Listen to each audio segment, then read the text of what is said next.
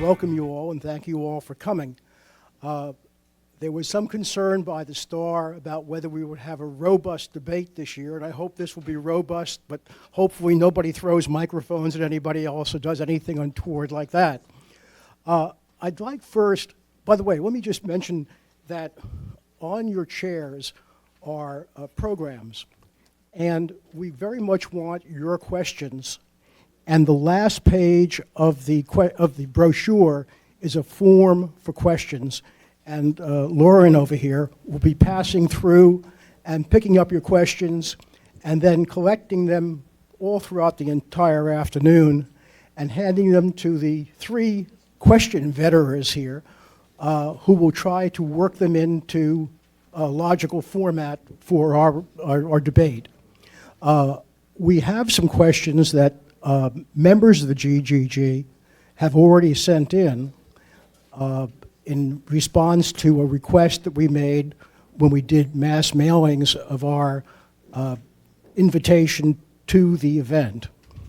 But before we get too far involved, I'd like Steve Schwartz to give you a little bit of background about the GGG and what we're all about for those of you who don't know us. Hello. The GGG was started 11 years ago by a group of concerned citizens. It's strictly nonpartisan, made up of Republicans, Democrats, socialists, conservatives, you name it.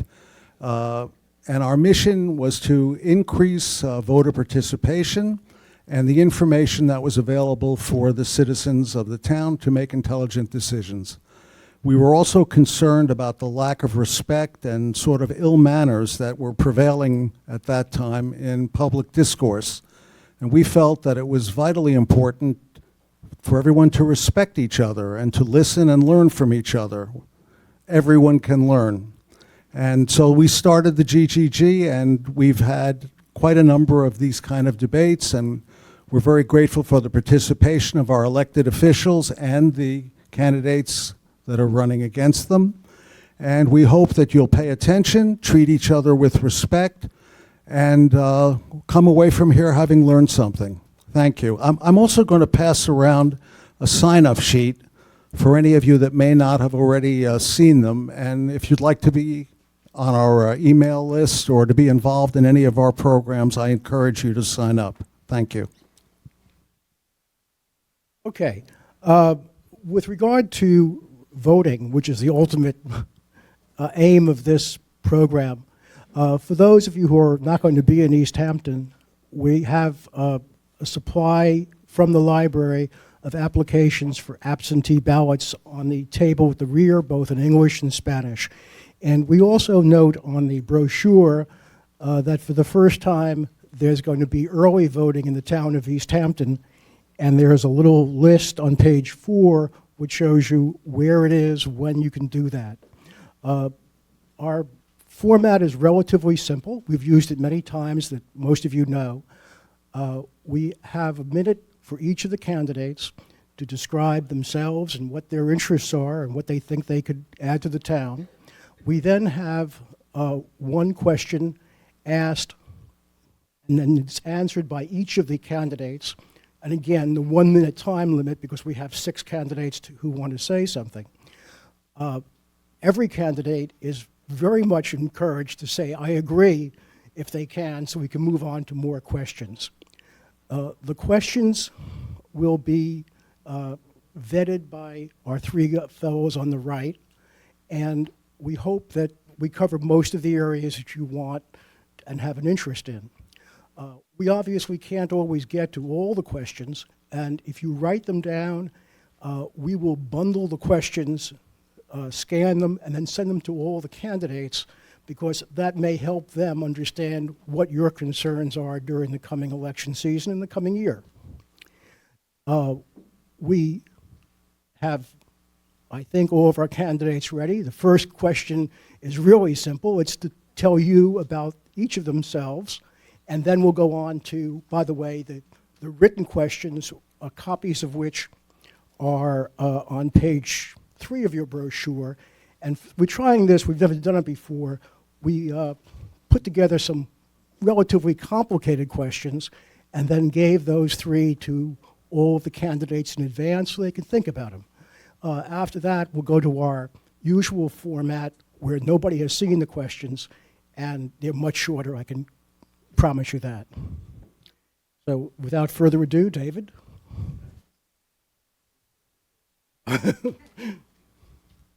I'm David Gruber. I'm the candidate for supervisor of the EH Fusion Party, which is a joint effort of Republicans, Democrats, Independents, just like the GGG, people from all parties working together across party lines, because we have become convinced that partisanship and one-party monopoly in East Hampton are getting in the way of solving our long-term problems. I'm a 33-year resident of East Hampton. I have 2 daughters. They are now young women at university, and I adopted each of them when they were a year old from China. I have degrees in physics, law, and a couple of degrees in advanced economics, plus 2 halves of an MBA from different universities. In my 30s, I was the acting CEO for 18 months of a manufacturing company that got into trouble, and I successfully saved that from ruin, and then saved or supervised companies in diverse businesses from animal feed to trucking to theaters to Time's Up. I solve problems. That's what I do. Now, Peter, David solves problems. You've had some problems. Why don't you give us a bit of your background? I am Peter Van Scoyoc, the town supervisor of East Hampton. For the last 8 years, I've been on the town board. And the last 2 years, I've worked every day to enhance this community as town supervisor. I've raised a family here, 2 children, Amy and Tom. I'm especially proud of both of them this week. My daughter Amy just passed her qualification exams at UC Berkeley. She has a National Science Foundation grant to finish her PhD at that institution. My son Tom just finished filming his first screenplay. My wife worked here in the East Hampton School District for over 25 years as band director, taught thousands of children the joys of learning to play instruments, and had very successful award-winning jazz band. I've owned and operated businesses in East Hampton for almost 25 years. In addition, I've served 5 years on the Zoning Board of Appeals, my last year as chair, and 6 years on the planning board. I'm intimately familiar with this community and the many problems. Arthur said, lots of problems. Yes, we have a lot of problems, and we've faced them head on. Thank you. Betsy? Thank you so much. First of all, I do want to thank you for holding this forum. I'm privileged to be here to speak to everyone today. As he said, Betsy Bambrick. I am an unaffiliated candidate for town board. I can be found on the conservative, independents, and libertarian ballot lines. And you might have noticed that that's quite an entire spectrum of political viewpoints. I'm also endorsed by East Hampton Republican Committee, EH Fusion Party, and Reformed Democrats. I have been a 30-year public servant working for the town of East Hampton, beginning in 1989 as the animal control supervisor and then the director of code enforcement. I have remained independent as an enforcer despite being encouraged to join major political parties, and I consider myself to be a member of Team East Hampton. I raised a son and a daughter here who I am immensely proud of, and I want to see that they can maybe put down roots of their own if they'd like to here and continue the community service that I've already established. Thank you. Hey, huh?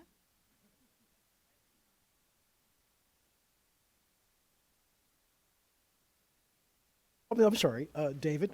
No problem, Mark. Yes, once again, I want to thank the GGG for having us here. I also want to thank the East Hampton Library, Dennis Faberzak, and I want to thank all of you for participating in democracy, for coming on a lovely Saturday afternoon. Hi, I'm East Hampton Town Councilman David Lease, and I'm running for re-election to the East Hampton Town Board. East Hampton is my home. It's my birthplace. My community, my family, and my roots are extremely important to me. My dad immigrated from Indonesia in the 1960s, and my mom was a 29-year school teacher of the East Hampton School District. My wife Rachel and I are married over 14 years. We live in Springs, and we have 4 lovely daughters who all attend our local schools. My wife and I also have businesses in Montauk and Amagansett and employ many of our neighbors. As a lifelong resident of East Hampton, as the last 21 years as your East Hampton Town Councilman, I have consistently demonstrated the ability to get things done and bring people together to make sure things get accomplished through doing research and through consensus building. I am proud of what I've done to help this community benefit. I look forward to doing even more. There are 3 priorities I want to work on. I know Peter and Sylvia are also important to these, is protecting our waters, ensuring affordable housing, and providing opportunities for our youth. Okay, take a deep breath. So you used part of Betsy's time, so we're okay. We're still on schedule. Bonnie? Bonnie Are we Brady? on? Oh, we are on. Okay. I'm going to try to whip through this in a minute, so let's see. Hi, my name is Bonnie Brady. I'm from Montauk, and I'm running for the town board. I first moved here in '89 from D.C. to help my mom care for my younger siblings post her divorce. I met my husband, Dave Arapach. He's a commercial fisherman in 1995, and we have 2 daughters in college. I was a 16-year member of the Montauk Fire Department. I wrote the Pilot County project, which brought the first automatic electronic defibrillators to the East End, to Montauk specifically. I was also elected for 3 years as the department secretary, the first paramedic, and additionally, I was the ambulance company training officer. I've also been a reporter for the Star, a Peace Corps health volunteer, and a bush post in Cameroon, and helped create the East End Cares Group. My job specifically was obtaining and shuttling disaster relief supplies to the Rockaways post-Hurricane Sandy. I've been the executive director of the Long Island Commercial Fishing Association for the last 20 years. I'm running for office because I believe the town board has lost its way, has forgotten the words transparency, consistency, and consensus and respect when it comes to our communities. I believe we need all voices to be heard by the town government, not just those voices who agree with the status quo. If elected, I plan on representing all of you. Thank you. Sylvia? I'm going to say first, good afternoon, and thank you all for being here. Thank you to GGG for sponsoring this event, and for you guys to take time out of your busy schedule to hear what the candidates have to say, what our experiences are, and what our goals for the community is. For me, community is the thing that matters. I suspect that all of you here also care about community and believe in your community. And like you, I am grateful that East Hampton is mine. So why is community important? It's important because community is the shaper of things. It certainly shaped my family. The school teachers, our neighbors, our church, our friends, our organizations, co-workers, they all influenced and shaped our family. Our town council also plays a role in influencing and shaping as well. Its role is to bring people together, to lift them up, and along with my colleagues on the town board, we've been working towards those goals by addressing affordable housing, considering resiliency, expanding the number of citizens, committees, and inclusiveness, leading in energy sustainability, and planning the future, and so much more. Thank you. I really want to commend this panel. This is the first time we've gotten through this and stayed on schedule, so you deserve a round of applause. We're now going to try what we haven't done before, which is the 3 written questions, which you can find and read along with us on page 3. And there's a big poster which the LTV people will focus on, so that the folks who see this on LTV can also better understand the question. They're complex questions, but hopefully we'll be able to get the gist of them and get some thoughtful answers from the candidates.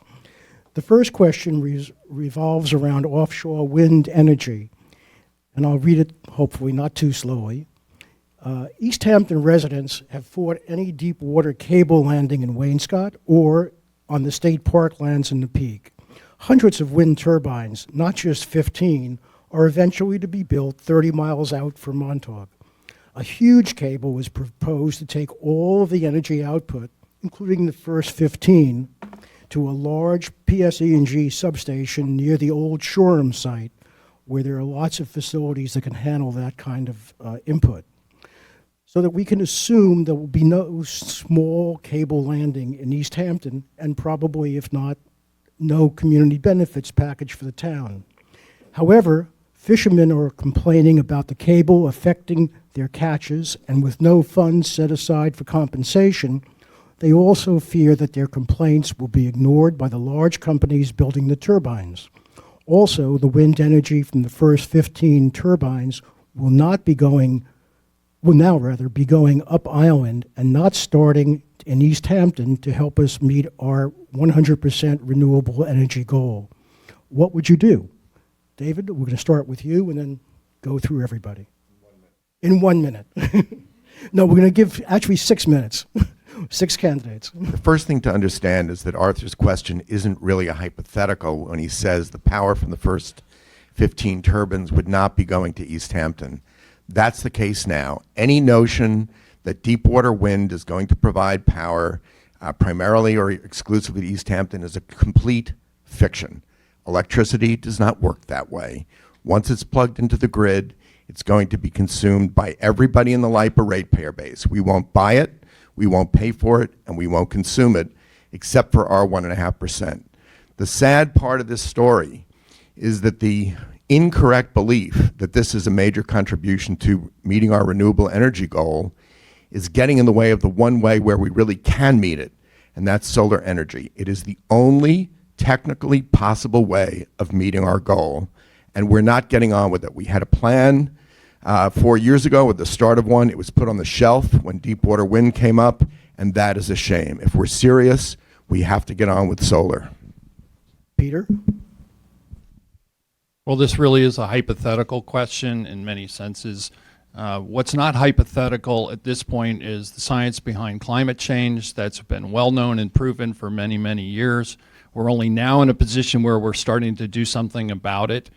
15 wind turbines off Montauk would replace over 130 million pounds of coal being burned. And if you don't think that's significant in our environment right now, not only are we facing nitrogen loading from septic systems, but nitrogen from atmospheric deposition is around 40%. We're not going to be able to solve our energy problems with any one source. 14% is about the best we can do in East Hampton for solar. And by the way, I believe it's important to lead by example. I put solar on my roof over a year ago. I'm producing 130% of my electric needs for my family. I think it's important for every one of us to do something. We can't do everything, but everybody can do something. We're facing a crisis that affects our quality of life and our future. Thank you, Peter. Betsy? I love the question. I love the way it's phrased. I attended the press sessions last week on wind energy, and Fred Thiel was there, and he spoke of the legislation that he's enacting entitled Climate Leadership and Community Protection Act. It's interesting to note that Legislator Thiel first supported this project, then he withdrew his support, and now he is writing law to make sure that we have leadership in this field and that the community is protected. I want to break that down into two main parts. With climate leadership, that means to me that our elected officials should be controlling and managing the direction of this project. We need evidence to support that the long-term benefits of this project will outweigh any negative economic and environmental impacts. Instead, what we're getting is a continuing false narrative that these 15 turbines will get us to our goal of 100% renewable. Meanwhile, there's been no meaningful studies on the effects of our land-based infrastructure or from the turbines themselves. The Climate Action Plan that was drafted in 2015, said we need to do more with solar, and we do. Thank you. Sorry, I ran out of time there. Oh, you were short the last time, so you get a lot of points. David? What would I do as your town councilman? I would continue working on what our energy portfolio is. Yes, we do have to look at solar. We also have to potentially look at wind that could be onshore then too. One of the things that we didn't talk about so far in the first couple of speakers is offshore energy maybe not be from this application, but it will be from other applications. So we still have to protect the individuals and the fisheries by going through mitigation plans, which the town board just recently put out for RFP this week. Has anyone been to the Southampton High School recently? If you look at the top of the Southampton High School, which is a flat roof and where my mom actually taught for a couple of years, they actually have wind turbines on the top of that roof. They actually looked into doing that at the East Hampton High School years ago prior to them doing their renovation there. This is something that school systems, municipalities, individuals have to continue to look for. We have to plan for sea level rise and energy needs and demands. Let's look at solar. Let's look at wind. Let's look at all alternatives right now then too. There is not one silver bullet. There's got to be many to defeat sea level rise and fossil fuel use. Bonnie? Okay, a couple of things. First of all, NYSERDA, as part of the 9.2 gigawatt procurement by the governor, says that all future wind projects must include fisheries mitigation and a monitoring plan for the areas in question. Deepwater is before that, so as a result, there is nothing that they will do. And as you've seen over time, even though when I've sat on the Fisheries Advisory Committee and helped write the document with the subcommittees for a fisheries monitor and mitigation plan that I've been begging the town for 3 years, nothing has happened. Okay, so what do we do about real sustainability? First of all, you have to look at it. I mean, Deepwater's not going to do it at all. The reality is the whole point of the South Fork Wind Farm was to shave peak and to increase resiliency. It does neither. The real way to possibly do it is, first of all, we've got to look at every source, including conservation, turning off light bulbs. On top of that, why does every door have it open so that the air conditioning is pouring out? The Deepwater project is 38%, based on other wind farms, 38% effective of its nameplate. That means 46 megawatts. On top of that, the power that is working when we get it will be not during peak times in the summer when we need it. Thank you. Thank you. Sylvia? There is no doubt that climate change is the biggest threat to marine life.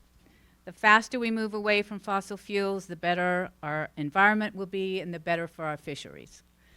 The goal of 100% renewable energy has always been a combination of things, including solar, community choice aggregation, building code changes, and programs to reduce consumption and to use alternatives.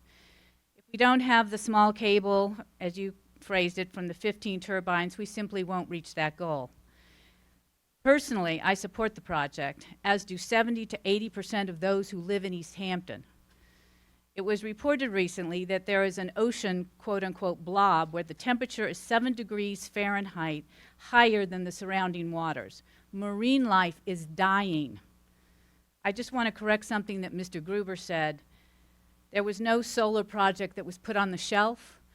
That company went bankrupt, and we had to wait until another company could buy the leases out, and now we have a new program online by AES producing 1.1 megawatts of energy in solar energy. Thank you, Sylvia. The second question appears in your materials, and it deals with airport noise. It is 2022. There is no deal to reduce helicopter and jet noise, which continues to get worse, and the FAA will do nothing. So you close the East Hampton Airport and wait. Immediately, the helicopter companies put a privately owned helicopter landing barge out in nearby state waters and set up a motorboat service to ferry people from the barge to a spot on the shore in the town. They also sharply increase helicopter landings at the privately owned Montauk Airport. At the same time, one group of residents wants the airport permanently closed to end the noise, and another group wants it reopened, fearing it will hurt the local economy. All sides start lawsuits. What do you do? Peter? I'm beginning to think that the fourth question, which we haven't seen, might be, there's a zombie apocalypse, and what are you going to do about it? There's no doubt that the airport has been a contentious issue for decades. We've gone through a whole litany of different approaches and discussions and configurations and lawsuits. And, what we've come to understand is basically East Hampton has no control over its airport, essentially, because of FAA grant assurances. And that once those grant assurances expire, we'll have an opportunity to close the airport or to force with leverage reasonable restrictions that our community supports. And by the way, the airport doesn't just affect East Hampton residents, it affects all of Long Island, particularly eastern Long Island. The North Fork recently just had a meeting in Riverhead.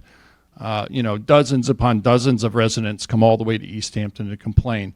I think the path forward is really to envision what could potentially be an airport in the future with our control.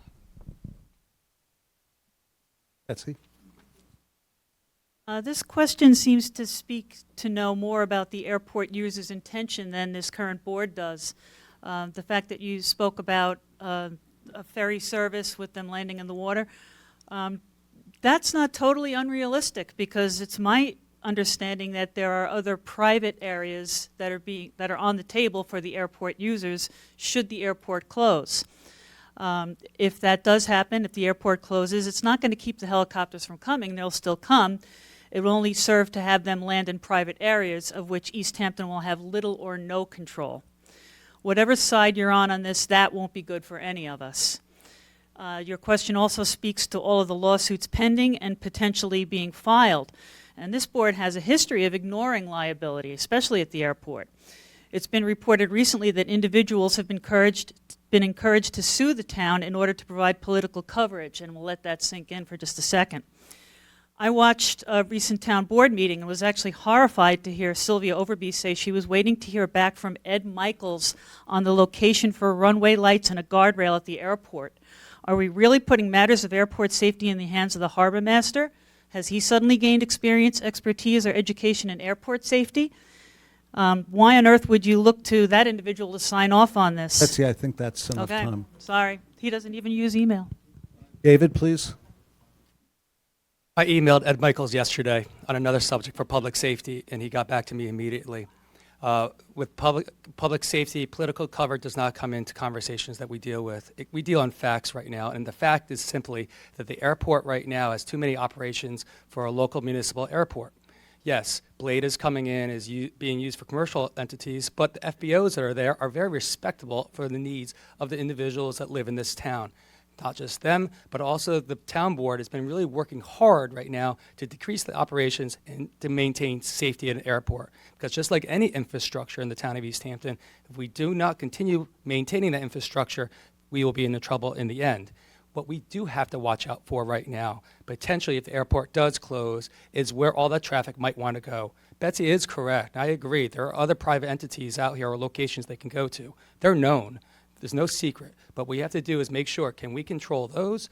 Can we control ours? Can we control the ones in Southampton? Let's look at it globally right now, because I do believe the airport's an asset and something that the town needs to either continue working to make sure they manage, but do it in a way that all the residents, not just of East Hampton Town, but of the East End Long Island, can be happy with. Thank you, David. Bonnie? The trickle down from the East Hampton Airport will be coming to Montauk. They already are. They're landing on Navy Road. They're landing in the water. I know I was at a Wainscott CAC in which one of the gentlemen there was talking about these seaplanes as not even having the same amount of time in order to be able to have the accreditation that the normal planes do. I live right down the street from the Montauk Airport, which is private, and I don't want to see Montauk get overloaded, but I know people that live near the airport. My kids went to school at Ross, and it was like a runway during a soccer game sometimes, and I was shocked. I don't have the answers. I'd like to be able to put everybody in the room together and, see who wrangles and fights it out, but obviously we can't have that type of thing. But I think the solution is to try to get both sides to the table, or however many sides, and try to find and work through something that everyone can live with. They may not be thrilled with it, but something that allows the airport to exist in the future and also maintains the important quality of life for residents. Thank you. Thank you. Sylvia, please. Why would anyone want to barge for helicopters, increasing the noise pollution and fouling our waters for swimmers, kayakers, paddleboarders, boaters, etc.? 2/3 of the passengers that disembark in East Hampton do not reside here, but they go to other places on the South Fork. Any heliport, if it is to be considered at all, should be in the areas where the majority of people actually go. However, I have to say that I sympathize with those who are affected by noise and don't believe that spreading the pain is a solution to the problem. Our airport is an asset that needs to return to its roots of supporting local pilots as a general aviation airport. Recently, the FAA has reached out to East Hampton, and I view this as a positive gesture in helping us have some meaningful discussions about relief for our airport. I just want to say that Betsy Bambrick should know that Ed Michaels is our safety officer and that he does other things besides being on the water, and that there is a difference between runway lights and apron lights. And what I discussed with the town board was apron lights. Betsy might also want to consider different, anyway. I'll quit right now. We'll continue. We'll come back to you, Sophia. By the way, Well, no, I just said we'd come back to Sylvia, not that she was going to speak next. By the way, Lauren over here will pick up any questions that you have, write them down and pass up to. Oh, I'm sorry. Oh, I really am sorry. I'm sorry. Pat Trunzo and I fought the FAA for 15 years to relieve the town of East Hampton of the grant assurances, and we succeeded. We got them to agree to terminate them in 2014.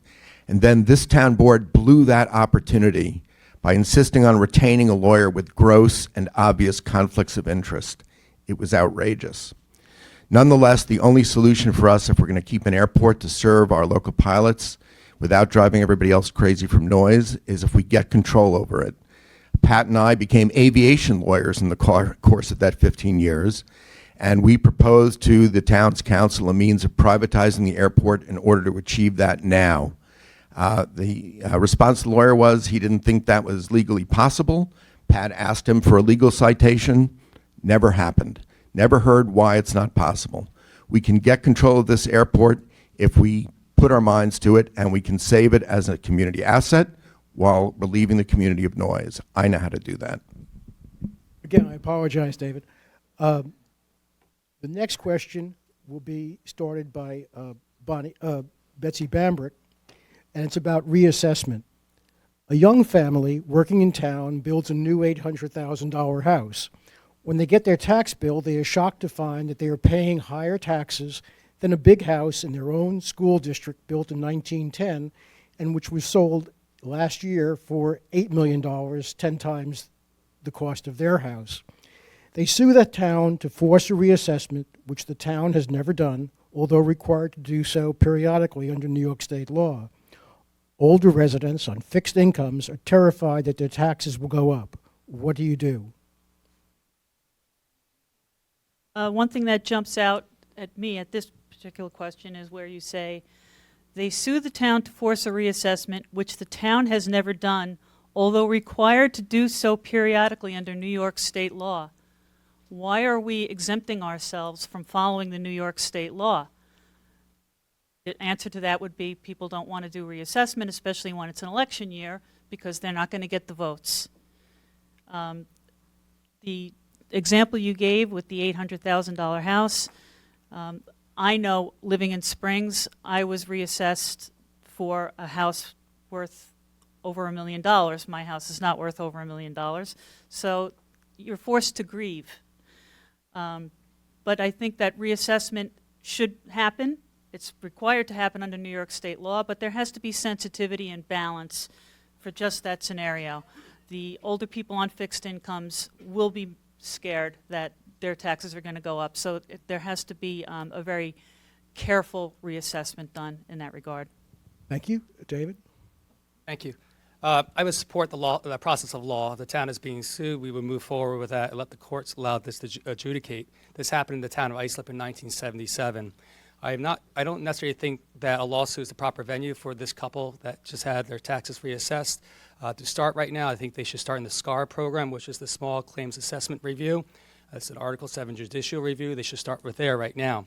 As we've all discussed in the past, and I discussed at the last debate last year, typically for our town of East Hampton, which has about 24,000 parcels, there's about 2,200 grievances a year, and about 1,200 of them go to the SCAR program.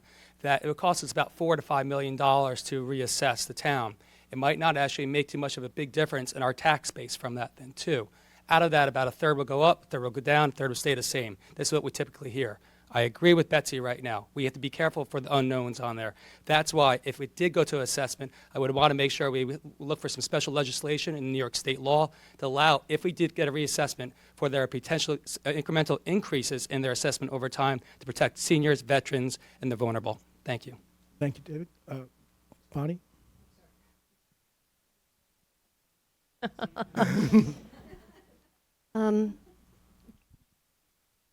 I am that family. We lived 5 of us in 880 square feet, and we built a house that was 3 to 4 times larger.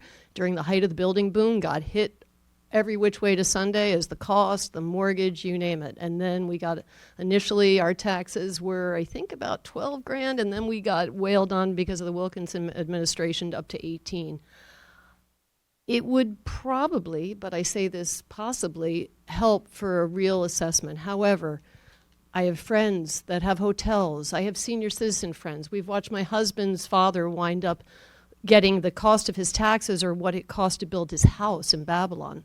There's got to be a way to figure out how to do it so that we don't make the mistakes of Nassau. But I don't feel, in order to keep people here, that you can ignore it forever. The young people need to be able to have some relief if they built a home. The senior citizens definitely need to be protected because they won't be able to live here at all. And you don't want to destroy the capital of the business in order to be able to get them to a point where they have zero profit as a result of it. Thanks. So as David mentioned, what we have been told is that the rule of thumb is a third, a third, a third. A third of the taxes will go up, a third will stay the same, and a third will go down. The concern is, as has already been stated, is that longtime residents, retired residents, and generational residents can ill afford an increase in their taxes. So there are mechanisms such as the grievance process, there are STAR exemptions, the SCAR program, and there's some veteran exemptions that East Hampton has. But reassessment is a frightening prospect, and there's some evidence that needs confirmation through perhaps consultants or a study that would inform us as to the type of inequities that would occur and how best to address them. But please remember that reassessment doesn't mean that the town gets more money at all. It just means that the distribution of how that money is distributed is redone, and it's going to cost us $4 to $5 million to have that reassessment program. So I think there's more information before we move forward. Thank you, Sylvia. David, I'm not going to skip you again. Reassessment is inevitable because the law requires it. And like so many problems in East Hampton, we've been putting our heads in the sand and pretending that somehow we can avoid the inevitable if we just don't look at it. The question is, how is it going to happen? It will happen. And it needs to happen because we have gross inequities. David Buddha recently discovered that the sand pit on Middle Highway, that's now controversial because it wants to mine below the water table, is paying $2,000 a year of taxes. That's just outrageous. There's a lot to be gained from reassessment, but of course we have to find the mechanism to protect people who are vulnerable, because their houses may have appreciated greatly over the years, but their incomes have not risen commensurately. That can be done. We'll probably have to finance their tax increases in some way, but we can afford to do that. It's coming. We need to plan for it and stop pretending that we can avoid it. Well, first of all, on the previous question, Mr. Gruber said that he became an aviation lawyer and that for 20 years has been fighting to gain access controls for the town of East Hampton. Frankly, his legal theory failed, and that's why he's here today, folks. And I want to say beyond that, that not only did we exhaust, appeal to the Second Circuit with the very best attorney there was, Kathleen Sullivan, but we also went all the way to the United States Supreme Court, which declined to hear our case. But going back to assessments, David mentioned the sandpit assessment. Well, it's vacant land, and vacant land that's unimproved is taxed based on vacant and unimproved. Doesn't have a house on it, doesn't have anything on it. Of course it's going to be assessed less. Are you suggesting that we should reassess vacant land and bring it up to market value, thereby forcing people who are not developing land to develop it? I think that would be a huge mistake. As far as tax assessment, I do agree with Mr. Gruber in that there are inequities currently, and it's happened over generations, and no one prior to us here now had taken that on. I've actually been in consultation with our tax assessor, looking at hiring a consultant to begin the data collection that would be necessary for a reassessment. That would be the very first step. It's going to cost about $4 million to do this over time. Our next question is about was going to be about the apocalypse, but I think we, I think we better. I know you prepared for that one, but this one's kind of soft. David, why don't you start? And it's a very simple question. What do you think are the two biggest challenges facing the town, and what would you do to address them?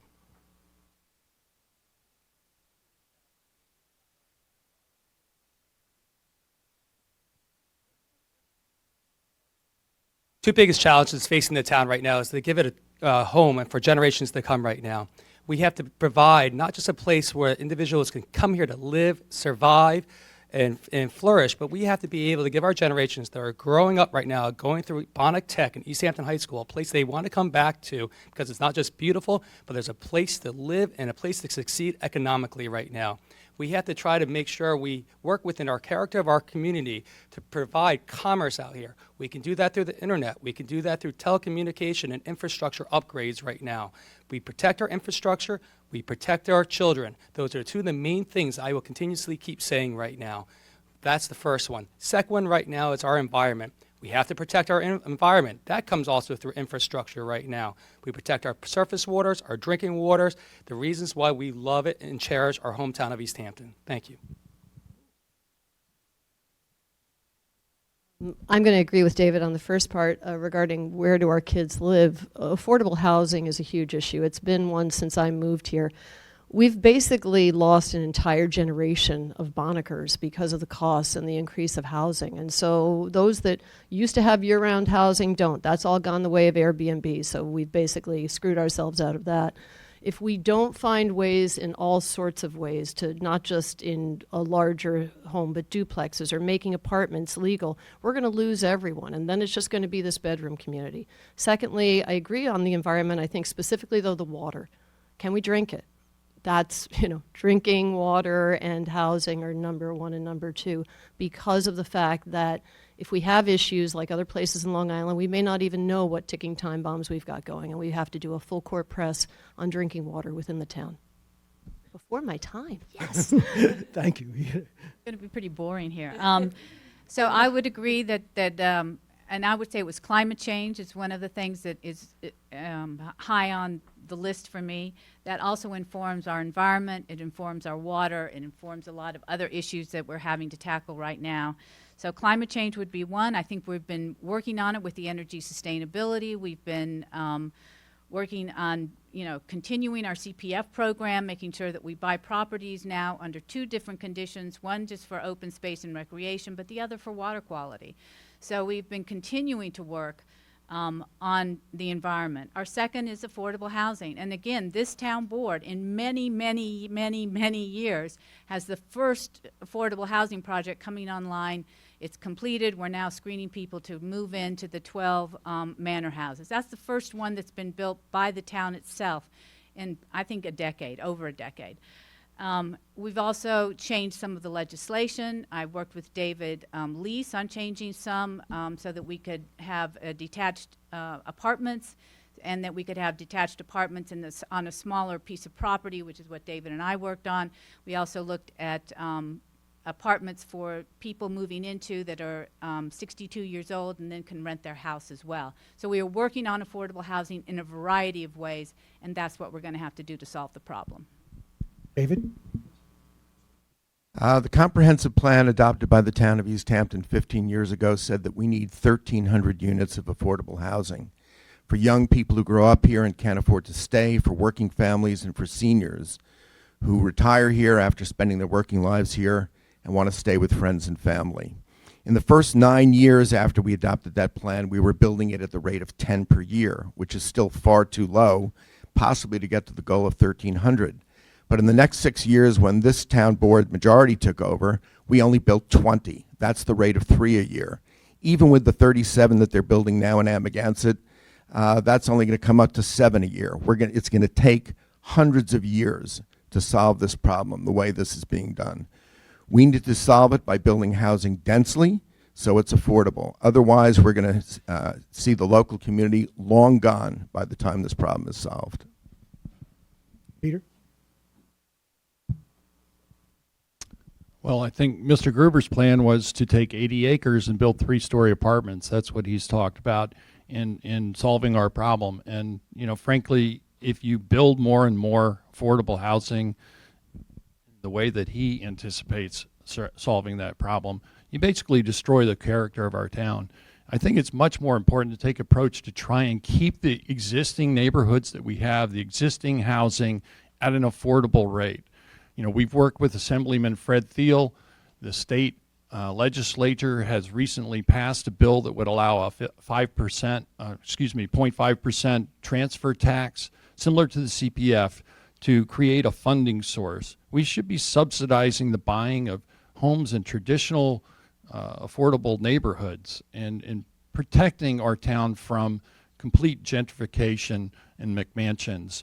Let's keep the existing neighborhoods intact. Let's not go clearing 80 acres and building 3-story, bust our zoning and put 3-story apartments everywhere. We know that bringing affordable housing, people in lower incomes all together in big projects doesn't work. It's been seen in New York City. It just doesn't work that way. Well, you said it was a soft question, but actually what we're hearing is two major problems: affordable housing and water quality. So I'm not going to belabor it and say the same things that everyone else already said. I'm just going to veer off on a little bit of a tangent on both of those issues. With affordable housing, we definitely need to keep our young working families here because we are not able to feed into our fire districts, our volunteerism, and those departments are drying up and fading away. I also currently work with St. Michael's Senior Housing. I'm an advocate for the seniors, for affordable housing for seniors, and I believe we need to have a St. Michael's type project in every hamlet. It's been very successful. It's been in operation for 6 years. It's the model for what senior affordable housing should be. Water quality, we should have town-wide testing. We rely on the county right now, and we frankly just are not moving fast enough when we do find problems with our water, and I think we need to stop dragging our heels and take more action on our vision statements and our comprehensive plan. Thank you, Betsy. The next question started. He did. The next question deals with cell phone towers. In our 2013 debate, all candidates supported building needed towers to overcome life-threatening gaps in our telecommunications system and encourage new business. Virtually nothing has been done because everyone is afraid of, quote, ugly towers. How would you get 5 new towers built in the next 2 years? Honey? Not quite so soft, is it? Well, let's see. I think the issue in Springs, having been on the fire department, the issue in Springs is an emergency. Somebody's going to die, and then everyone's going to stare at their shoes and say, oh, yeah, we fixed it. Or we'll fix it now, and that should never happen to anyone. You dial 911, you want somebody there as soon as possible to take care of the issue. I know in Montauk we've had really crap cell service since forever, and I live next to, well, we do, and I live next to where the fire department is apparently putting in at the Gator site 2 new towers for cell phone service. My concern there is that the 2 sets of nesting osprey that live there are going to be able to come back in the future, and I've discussed that with the county because it's a county issue at this point. I think for the other cell phone towers that exist, some of them, it depends because, the fire department, they get sometimes free equipment in exchange for putting a tower up in certain areas. So you'd have to basically have all the chiefs in, go through all the territory, find out what sites are available, and then find out every town, every chief knows where the problems are. So you've got to get them in first, have that discussion, and then find from there where it can be done. Thank you, Bonnie. Sylvia? I'm going to say this is in 2 parts, more or less. One, I think you're asking the questions about just cell phones in general around the town. And I do think it's important. More people are getting off of their landlines. And so the cell phones become their only communication for anybody else, including emergencies. So the planning board has been looking. I think they've got several applications already for new cell towers. We're also looking at other sites for the emergency services. So originally we had planned emergency services in the new towers and upgrading the emergency system. Over the last, it hasn't been done, and we're now at the point where it needs to be done, and we've been working on it, and we've expanded that. So instead of doing the 3 towers, we're doing 5 towers. We're looking at other locations where we can make sure that emergencies are met with new equipment and upgraded equipment, and that cell towers will be looked at through the planning department process, which is where it belongs. Thank you. David? 4 years ago, the town of East Hampton prevented the Springs Fire District from using its newly built emergency communications tower. 4 years have gone by. 1 year ago, the Springs Fire Chiefs and Commissioners came to the Springs CAC to say this is a life-threatening situation. Somebody's going to lose their life because we go to fires, they said, and we can't communicate with each other. Mr. Van Scoyoc, a few days ago in front of Newsday, accused me of fear-mongering, but those are the words of the Springs Fire Chiefs and Commissioners, not mine. Maybe he wants to accuse them of fear-mongering. We need to declare an emergency and allow that tower to be used until the town can solve this problem. They said it was going to be solved last spring, then they said it was going to be solved last month. Now they say it's going to be solved next spring. We really can't wait for them to solve the problem. In the meantime, they bought millions of dollars of communications equipment. It's sitting in the boxes it came in because they never engineered the system to figure out whether they could use the equipment on the towers we have, and then they discovered that we can't.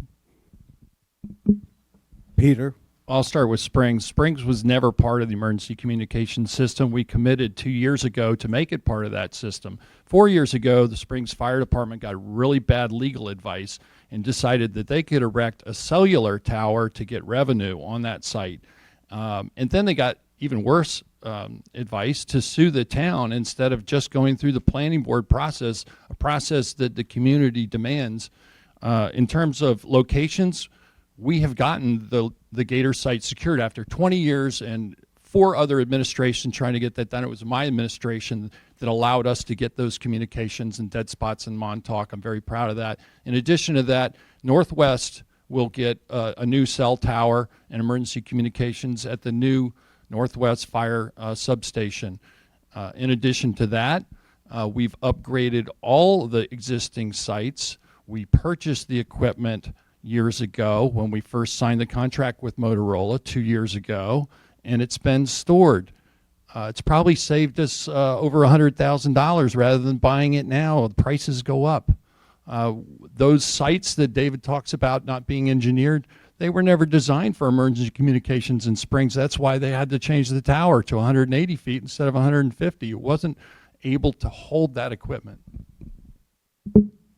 Sorry, I didn't see the stop sign. Thank you, Peter. Betsy? I'm finding it hard to understand why Springs was not on that original list, being one of the densest hamlets. And I know that the Springs community, if not the densest, the Springs community feels like the ugly stepchild when it comes to this town board and when it comes to emergency communications. I don't know how you don't consider Springs to begin with. But the fact that years and years and years pass without this being solved just shows me that it's not a priority for this board or for the last administration. The chiefs have been coming and begging for relief. It is an emergency at this point. And for me, it's just unconscionable that even our police radios have dead zones. With this day and age and people going in for public safety and enforcement, they can't be alone out there. And it's not just a matter of cell towers and cell service, it's a matter of emergency communications, which I think should be prioritized at this point. Thank you, Betsy. David? Simply put, emergency communications is the top priority for this town board right now. It is a $12 million project that the town's been working on, and we need to complete this. I live in Springs. I do not believe Springs is the stepchild to this. Springs is in dire need for this, and other locations also. Luckily, as the supervisor mentioned, there is a new cell phone tower going to Northwest to help their communications there or their cell service. I was actually on the Zoning Board of Appeals for the last cell phone facility that was installed. Where was it? The Montauk Point Lighthouse. You don't see it there. You can do cell phone towers that work within the character of the neighborhood. Wainscott, where is one? Home Sweet Home Pagoda. There are areas you can do that. They don't always have to look like a tower. Let's think about alternatives. Small cell technology right now. Fill in the dead spots. The FCC knows where those dead spots are. So do the lawyers. You find them, you find alternatives, let's use that. Let's just not think a monopole that has towers and whips and antennas is going to be the solution, because in 10 to 20 years from now, we probably will not have cell phone service. We have to go on to the next technology.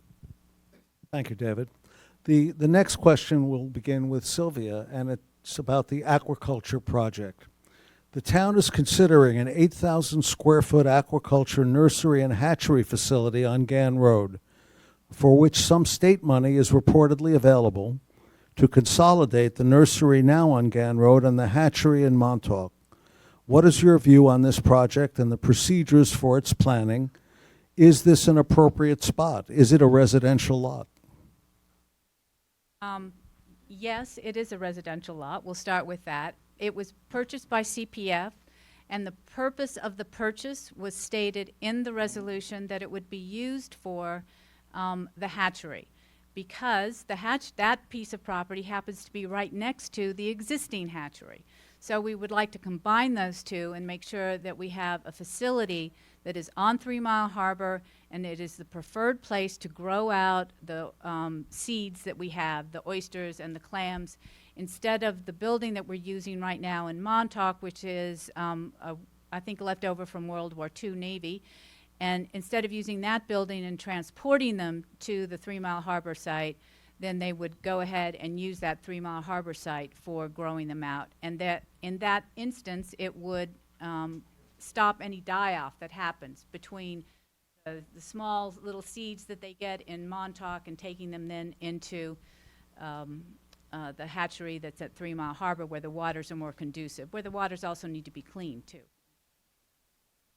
Thank you, Sylvia. David? This is just about the silliest project ever proposed.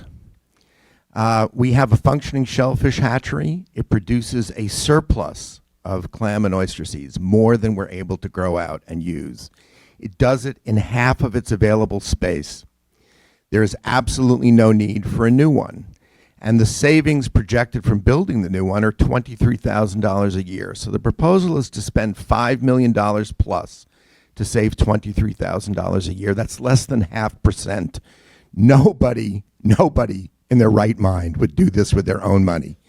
The job of the officials of the town is not only to be good stewards of our funds, but to be as good stewards or better than they would with their own money. And here we are blowing $1.5 million of essential CPF money that we need for real water quality improvement on something that will do nothing for water quality, because it will not put one additional single clam, oyster, or scallop into our waters. An utter waste of money.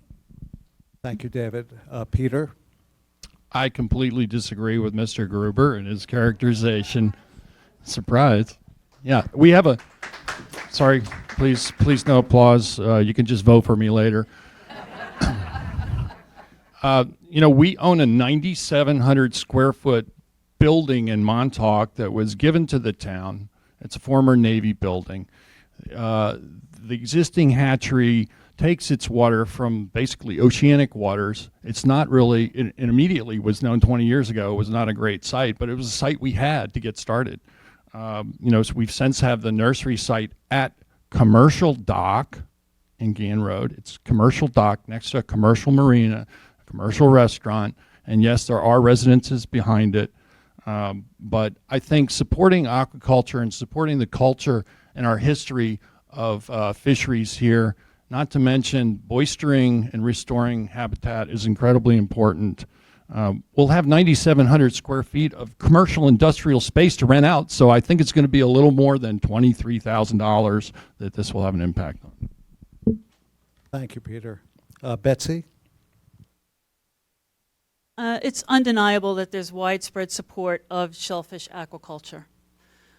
Whether or not it belongs there is the question for me. I think in its original plan to have the hatchery there, that's great, but it has morphed into this enormous project with this huge meeting place where there's no parking in a residential area without any kind of review, because apparently we've exempted ourselves from going through any kind of environmental review.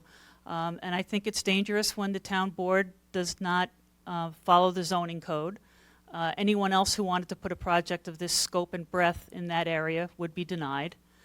And they're really not paying attention to the citizens, the residents there, and the other businesses that are there, in that it's going to impact the neighborhood in a very negative way.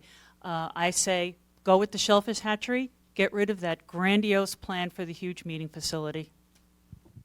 Thank you, Betsy. David? I probably know about this facility, this plan, better than anyone here at the board right now, and this is a project that I have spearheaded. It is not a grandiose plan. It is actually a plan that shows good government right now.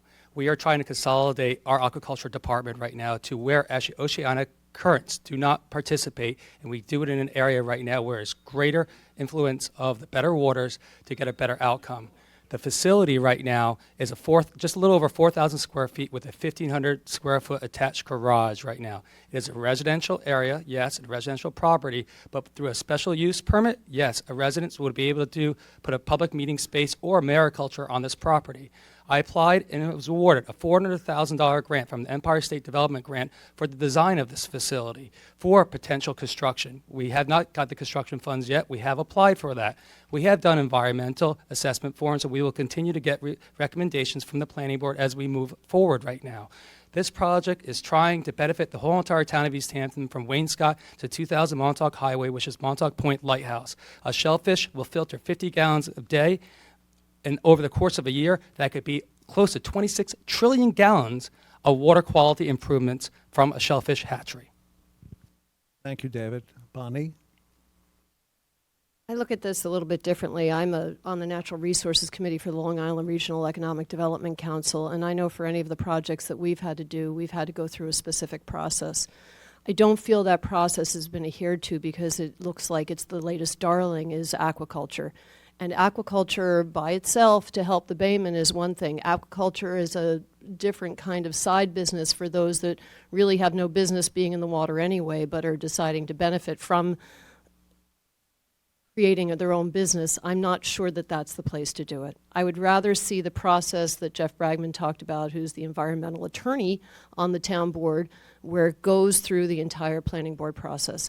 I don't know if that facility, I know the one in Montauk has been ignored forever. I know the LWRP as it relates to commercial fishing issues, which aquaculture and baymen harvesting clams and oysters is a big deal, has been ignored forever. I hate to see a facility that already exists be ignored completely and just shelved to be put on sale, as opposed to starting with what you have and working up for that. And also I'm concerned about how it's going to affect those that work on the commercial docks on the Gann Road facility.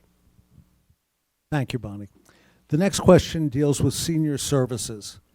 As our population is aging, we have a dilapidated senior center and lack a full range of senior services.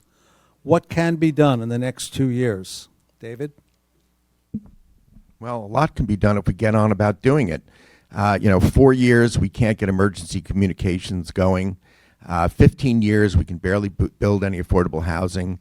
A new senior center has been on the table for years now, no progress, but we've got an unnecessary shellfish hatchery designed and ready to go in a year. That just shows you what the priorities are in this town. Can we build a senior center? I don't see why not, but we have to sit down and involve the community in planning a senior center, because time after time, this board does things without consulting the people in this community who know. They never asked the business committee whether it made sense to design a new shellfish hatchery. They just plunk things down. We can do this. It's not that difficult, but we have to get on about doing it. If it sits on the shelf while we're taking care of oysters, it will never be done. Thank you, David. Peter? Well, again, I disagree with the characterization here. The town actually does have a full range of senior services, senior nutrition, both in Montauk and East Hampton. And one of the concerns that we have in building a new senior center is that we want to be able to continue to offer all those programs while we build a new senior center. Now, on the existing site, we've run into some issues where a recreation area is being claimed to be a park, and therefore it would require parks alienation in order to do that. That's a process that will take probably over a year. We've continued to look at some other sites. As soon as we get to that process, through that process, we certainly will bring it to the town people and to have it fully vetted. And we do go through site plan review and get comments from site plan on all projects the town does. And as far as involving the public, we have over 30 citizen committees have over 300 people with all sorts of expertise within their fields. David mentioned the business committee, that's just one. And again, we agree that the current structure, the paint's peeling, we need to expand because we have a growing senior population. So that is a priority for us. Thank you, Peter. Betsy?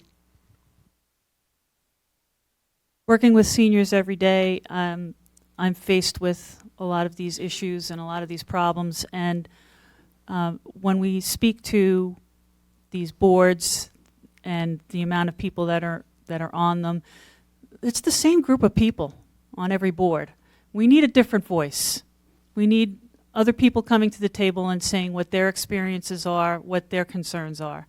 What I'm hearing is we need to start looking at maybe an assisted living facility so that people can stay in their communities, stay in their homes, stay around their family if they have any left, and be comfortable. And so that we don't have to pick up and drive to Riverhead to visit an ailing elderly loved one.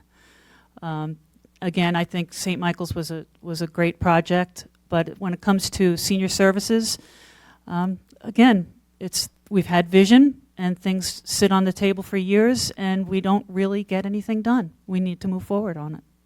The CDCH building would be a great place to start. Thank you, Betsy. David? I fully support the need, the desire in moving forward with a new senior citizen center. The one that currently there used to be an old bar, and you go to certain areas of it, you actually step through the floor of it then too. It's not what our seniors deserve, and we as a town board have to move forward. I agree with that. I support that wholly, and I will continue to look for other locations or work on solutions on the locations we have now. We are very close to moving forward with that, but unfortunately, we could not get there because of some design elements and some legal elements, but the board is consistently working for that, and we actually talked about that even this week within some of the council people and myself. I do agree with Betsy. The senior center is one thing, but senior health care is even more important right now. As my parents get older right now, and I saw it with my grandmother then too, not just senior aid, but also dementia care, okay? Health care is very, very important. I think we can actually try to build a facility and maybe we parlay that into a senior assistant center. But as we've heard here before, land is expensive and we need to find appropriate land right now. Not land that's in the far reaches of the town, but potentially land that is more centralized also. And we will continue to do that.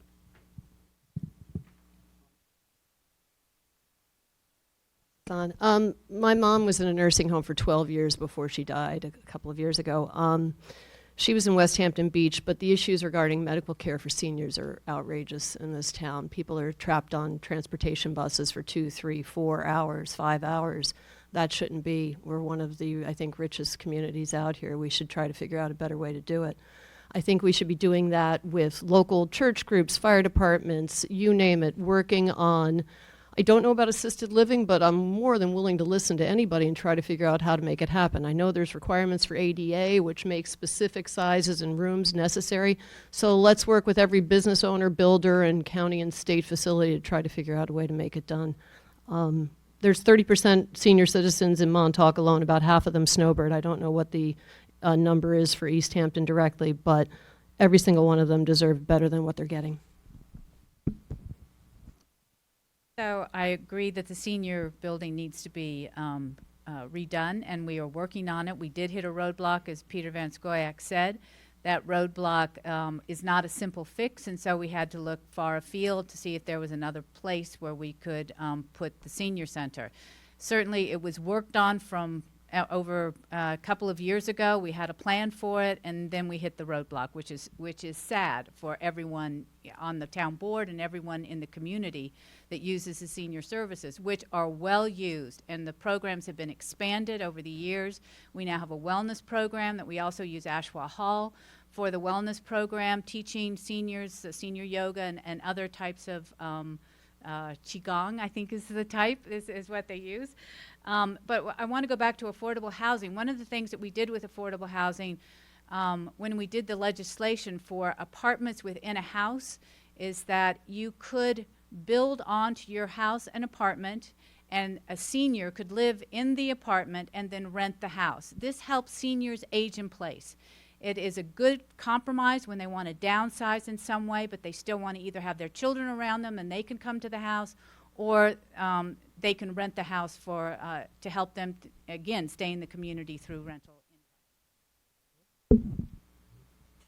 income. Peter, I guess you start.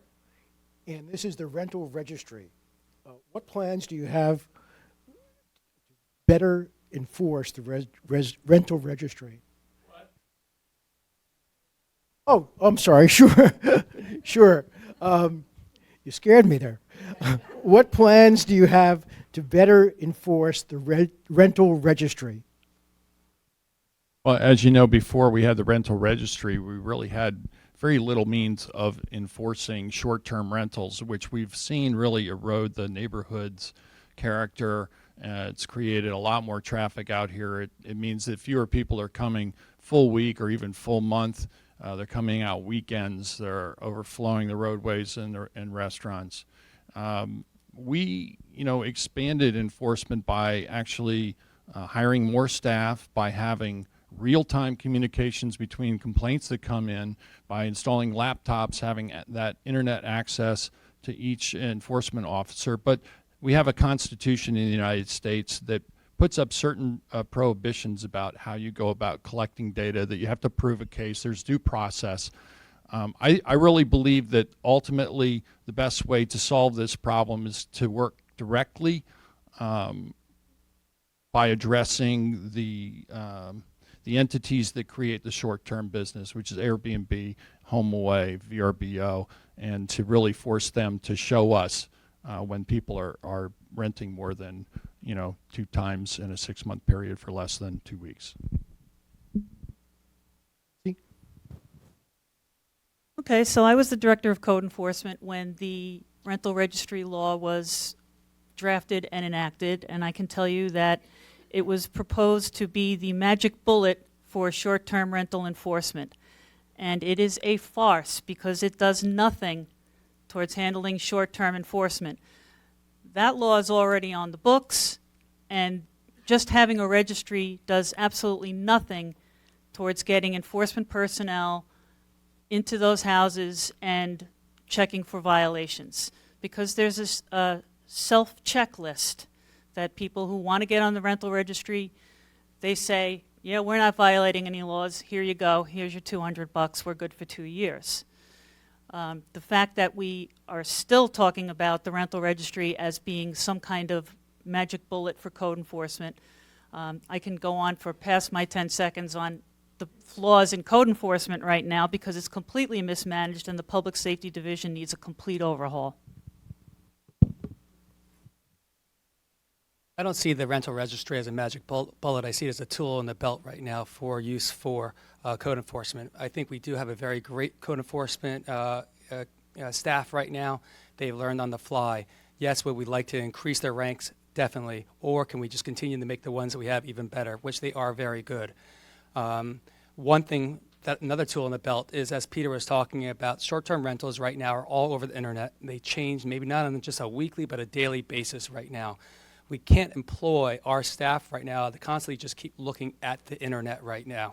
What I would actually like to look at is actually using technology to our aid or outsource the need and desire to go and look at different agencies, Airbnb, vacation rental by owner, right now to see where these perpetrators of our current code right now are, and to see if we can go out there directly and adjudicate it right now. We just can't rely on aggrieved and bereaved neighbors right now to contact us. We have to go out there and be very proactive. I think we have to outsource certain sections of our code enforcement to allow our men and women in code enforcement to do their job appropriately. Well, I'm not going to really speak toward the enforcement part when Betsy obviously lived and breathed it, but I do believe that the key to making the rental registry or how to enforce it, better enforce it, is enforcement. And like anything else, you have laws on the books, but they're not being enforced. So if it means we have to double the staff or triple the staff in order to make it something so that all of us can live in an appropriate manner in our town, then I'm saying let's go for it. At the same time, I don't know specifically regarding the law, because I think to have, Peter said 2 times in 6 weeks, Montauk used to be like that. People would rent by the month. Families came out. You'd have to at least rent by a week. Now it's a free-for-all. And does it go after VRBO? I think that's highly doubtful. So do we take a really good look at the law and figure out ways if locals want to be able to rent their house? Because if somebody can pay off their mortgage by renting their house for a month, good on you. But at the same time, who rents and how people are treated that live here matter. So I would say enforcement is the key. Thank you. Behavior, it's hard sometimes when people misbehave. Always legislate behavior. So I know that Airbnb, Verbo, the things we've been talking about, certainly changes the face of a neighborhood. It changes also the community character. And those are the things that we work really hard to maintain. So the rental registry has done us a good service. I think it put up some roadblocks that were necessary at the time. Like anything, you start to see flaws within some of the things that you put together. Every rental has to have a registry number. If we could force Airbnb to also have to publish that registry number, it would help the community. And it would help our law enforcement agencies, so they're not just looking at a screen trying to figure out where that address is and is where that house is located. So if we could get other tools, and other communities are using new legislation that are forcing places, companies like Airbnb, to give them more information. Massachusetts just passed a law. Boston just passed in Massachusetts, obviously, that law. So, those are the tools that we can start to look at and use in our own community. Boston's not a resort community, but we'll tailor it so it works for us. Well, anybody who's observed the traffic in the last couple of summers, especially this summer, knows that short-term rentals are now rampant at East Hampton. We didn't suddenly get several thousand more housing units in town, but there are many, many more people here. I live off 114, and it backs up for half a mile to a mile at times. I want to agree with Supervisor Van Scoyoc that we need to hold the companies that are engaged in the short-term rentals accountable for this. However, I'd like to call to his attention that he and Councilwoman Overby are incumbents, and I don't know what's been stopping them from doing this all along. Councilwoman Overby was quoted in the East Hampton Star saying that enforcing the town code is a matter of political will, particularly with regards to illegal rentals, except she said that in 2013. Okay. I think there's a great question here for Betsy. It's a simple word. It's called deer. Deer management plans have not produced meaningful results. What would you do to jumpstart reducing the deer herds? Okay, I am an animal lover. I'll put that out there first and foremost. But I do not have any opposition to our local tradition of hunting. I was on, not on the deer management committee, but I went to a meeting many years ago when we talked about the 4-poster program to, so that they can put their heads in, get the feed, and take care of the tick situation. As someone who's had Lyme's twice and also has the alpha-gal meat allergy, I can tell you that, controlling the deer population is probably something we are way behind on solving that problem. So I think we need to look at all kinds of methods for thinning the herd, and then keeping track of what's happening once we have thinned that herd out a little bit. But I think we need to go with the 4-poster system right away. David? Later tonight, I'll be heading to Shelter Island, going to the Mashomack Preserve, which is part of the Nature Conservancy. It's about 2,200 acres, run by Jeremy Samblison. Over there, we took the Nature Preserve committee members and part of the Deer Management Committee for a tour there, and I thank him for that. Over there, they have been very successful at controlling their deer herd on that 2,200 acre property by looking at multiple layers of control. Yes, lethal, they actually harvest many deer out of there. They also use a 4-poster, but they also take a scientific approach to it, where they have deer exclosures. I've been looking to try to get deer exclosures within the town of East Hampton now for the last year and a half to give a scientific approach to see about deer browse. Deer browse is not just affecting our understory where other species live, but it also could be affecting our aquaculture, our aquafilla right now because of the loss of leaf matter right now. There's no one secret to this. We have to look at multiple layers. I do respect the tradition of hunting. I also do respect that individuals like to walk their dogs on the trails. We have to make sure we look at it. But here's the thing right now. 4-posters are great, but they also have to watch the chemicals and the feed and the other animals that can actually increase because of the use of that feed too. But we should always go look at over at Mashonack Preserve. It's a wonderful location.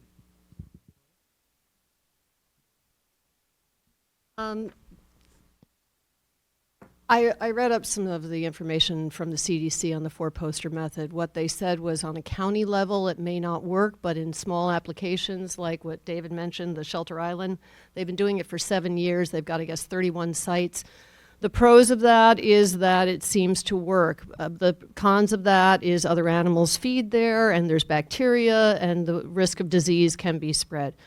I don't have a problem with the cull as long as that food is then utilized for food banks through the area. It drives me nuts if you actually harvest them but then have no place to be able to butcher them legally. I think that needs to be looked at.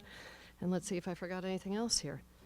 I do feel that the present thing of just waiting for something to happen isn't the case. As Betsy said, my husband's got alpha-gal too, so I know it's a serious situation. I think that the town should start doing something and then work appropriately from there. Thanks. Sylvia? Yep. First, I just want to correct something that Mr. Gruber had said earlier. When he quoted me correctly, that it's political will to have enforcement in 2013. I said that. But that's when Bill Wilkinson was the supervisor of the town. So, you know, we got to make sure that we get our story straight here, David. So back to deer. And my time might expire. I agree with Betsy that the 4-poster also affects other animals and other populations. Other animal populations should be used sparingly, although it is effective for the deer. So it's a choice that we have to make if that's where we want to go. I also want to say I respect hunting as a rural activity, and I want our community to stay as rural as possible for as long as possible. And in that, if it's hunting, I'm not a hunter. I don't think I ever will be a hunter. I don't see the need, but yeah, no. And but I do understand that it's not an activity that I would support personally, but I understand that it's an activity that should take place in a place like East Hampton. David? Well, I just have to remind Councilwoman Overby that she's been in the majority since 2013, so that the political will involved is hers. As for the deer, I think that we can afford to experiment aggressively with 4-posters where deer are exposed to either or both of some anti-tick medication or contraceptives. And we should do that. We should do it aggressively, and we should experiment and see whether it has the effect that we want, as well as be prepared to monitor whether there are effects on other animals. If that is unsuccessful, or it turns out to have problems that we find unacceptable, then I'm perfectly willing to see a culling of this herd. I've had Lyme disease 5 times, and I don't walk in the woods, and I don't garden.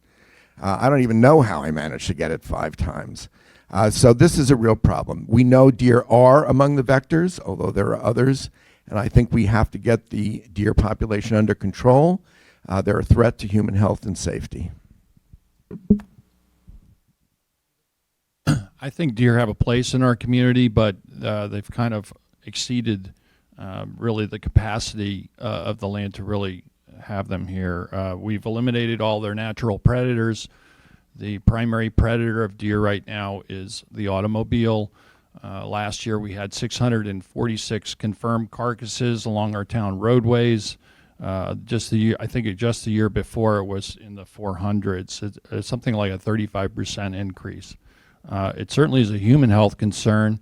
They certainly are a host for ticks, and therefore help increase the population of ticks.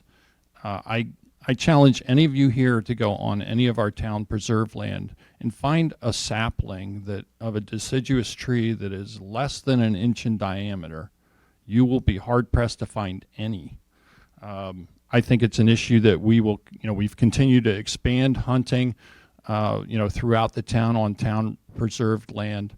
And I think at some point we may actually be forced to have a call in order to put things back in balance. This is really our last question, because we'd like to limit our debate to 90 minutes. Town manager. David, we've talked about this for a long time, a town manager or a town administrator, and if you are for it, how soon would you do it, and what is a realistic budget for the position and the support? Do you think there'll be offsetting efficiency savings? Right before the budget. Can you just repeat? Oh, sure. Let me repeat the question. Yeah. Do you support moving to a town manager or town administrator? And if so, how soon would you do it? And what is a realistic budget for this position and its support staff? Do you think there would be offsetting efficiency savings? That way currently right now. Sorry. I don't know if we need to currently move that way right now. I do know what's happening in the current budget right now. We are looking to actually put other staff members into positions right now where they will actually look and take care of other capital projects. My big fear right now is the town capital project right now. You take on a capital project, you make sure you do not want to spend taxpayer money on debt service right now. If you start a project, finish it. But here's the thing. The projects do not just come out of the blue. The projects that we take on as a town come from a council person or the supervisor themselves. So I think the best manager of the town right now are the people that you elect. If you come up with a project right now and you're a town council person, you should be managing and finishing that project. Yes, you can. We still are a small town right now. Even though we have an $81 million budget, we can take care of the projects and finish them correctly as a town council person. So right now, currently, I would steer away from that, maybe a clerk of the works or an individual placement of a person that would just look over capital projects. Well, I had the same question a couple of weeks ago at one of the other debates. I'm not really in the for or against camp, but I don't understand why the town groupings of different departments don't already have some type of person that is checking and dotting the I's and crossing the T's as to how much something costs and being able to go back to their budget and question what's going on. I think before we put in for another outlay of resources, I think, and to hire someone, I think there should be an internal look. If after time and you decide that that isn't really doing the job, then maybe see what other towns of this size have done and how well it's worked out overall before adding to the budget. So we'll probably have this question again by the League of Women Voters, because it seems to be something that the League of Women Voters asks every single time I've ever been in a debate with them. So I look forward to answering it for the League of Women Voters on the 16th. Yes, thank you guys. That's a plug. So I am not against having a town manager. I think a town manager gives continuity, and I like the concept, particularly when you see that council people change.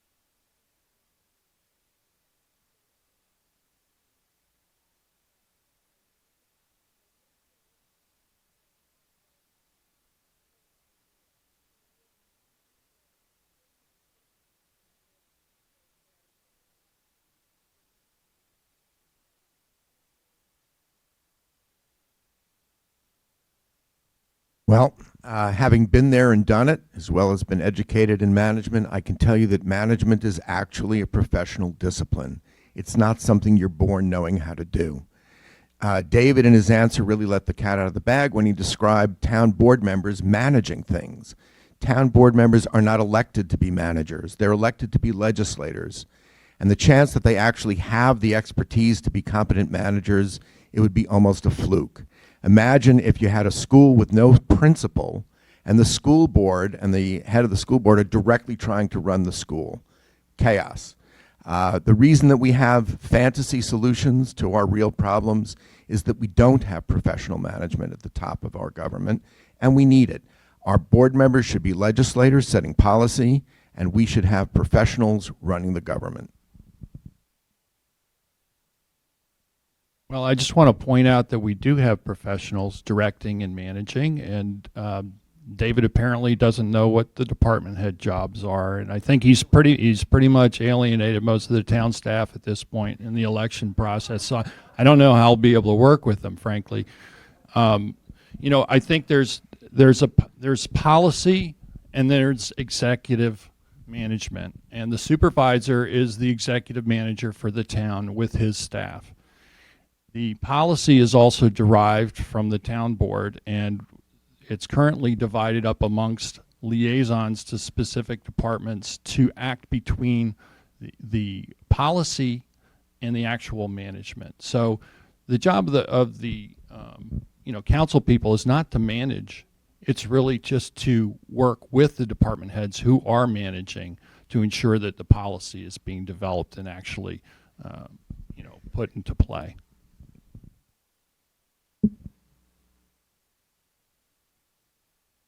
Well, as a former department head in the town of East Hampton, I can tell you that the managers are not always free to manage because of influence from town board members.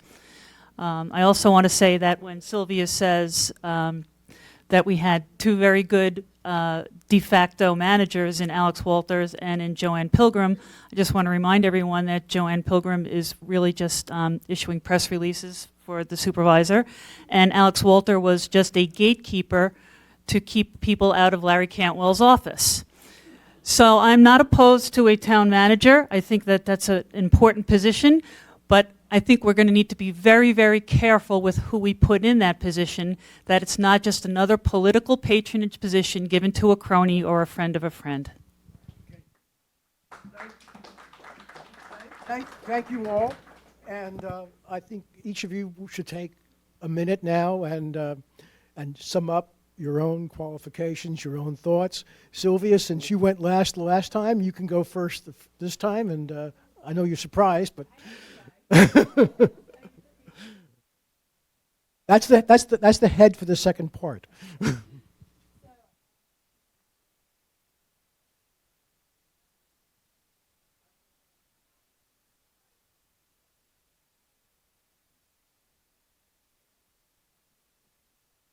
Okay, how's that? Better? Okay. So one of the things I didn't say at the very beginning was that I have been your council person for the last 8 years. I was 7 years on the planning board. 4 of those years were as chair, and I also chaired the Amagansett CAC for 5 years. My husband and I raised our 2 boys here. They graduated from the Amagansett Middle School and the East Hampton High School. I'm also very proud to announce that I've received the endorsement of the Long Island Environmental Voters Forum. They said in part, quote, "We know that we can count on you to support both a healthy environment and a healthy economy," end quote. I am passionate about preserving our environment and our history. I am committed to protecting our quality of life, and I understand that our economy is dependent on it. Personally, I have been granted a gift. It's the gift to serve a community, the community that I love, and the people that make it extraordinary. With your vote on November 5th, I will continue to protect, defend, and lead this unique community to a future of maintaining its beauty, its natural resources, and its economy. Thank you for this honor, and I ask you for your vote on November the 5th. Bonnie? Or before. I don't have anything prepared, so I'll just throw it out there, and I hope you all appreciate it. Whether I've been on the fire department jumping in at the scene, or when I was in the Peace Corps speaking a foreign language in a bush post in Cameroon as a health co-coordinator of primary health care, or pretty much within the Fishery Management Council learning about every one of these different fisheries and how it responds to habitat, benthic habitat, et cetera. I may not have known everything that I needed to when I first started, but I jumped in and I did everything I could to have mastery of the subject. I don't have all the answers for the town board. I promise everyone here, however, that if you do elect me, I will do everything in my power to work my heart out for every single one of the citizens of East Hampton, not just those that are in favor this week or next week, but all of you together. Thank you. Again, I want to thank the GGG for having us here, and also to our fellow competitors for being here, and to you. Most importantly, I want to look at the camera. I want to thank my wife and children for allowing me to be here right now. In the past 21 years as your town, sorry, 21 years. In the past 21 months as your town councilman, I've worked successfully on numerous infrastructure projects within the town of East Hampton. These include the Amagansett bus stop and also re-roofing the Marine Museum. I've instituted legislation successfully to increase affordable housing opportunities and the removal of double utility poles that we see all around the town of East Hampton due to infrastructure upgrades from PSE&G.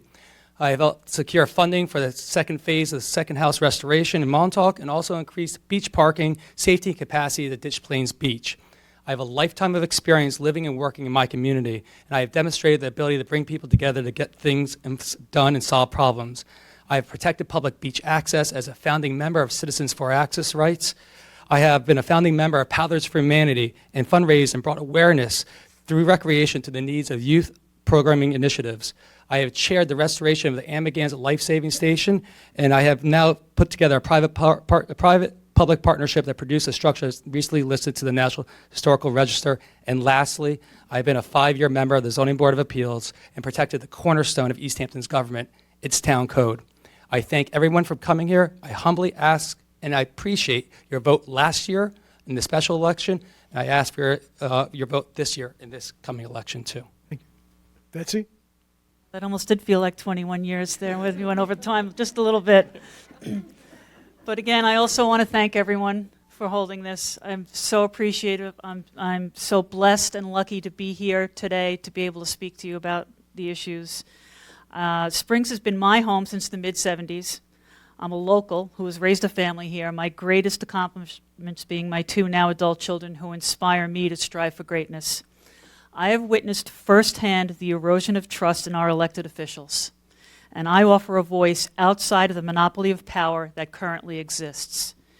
I want everyone to keep in mind that with 30-plus years of public service, I have institutional knowledge inside Town Hall that is unparalleled. I have the intelligence, integrity, empathy, and experience to bring us back to the basics of good government that we all deserve. As a leader for Team East Hampton, no one will work harder for you.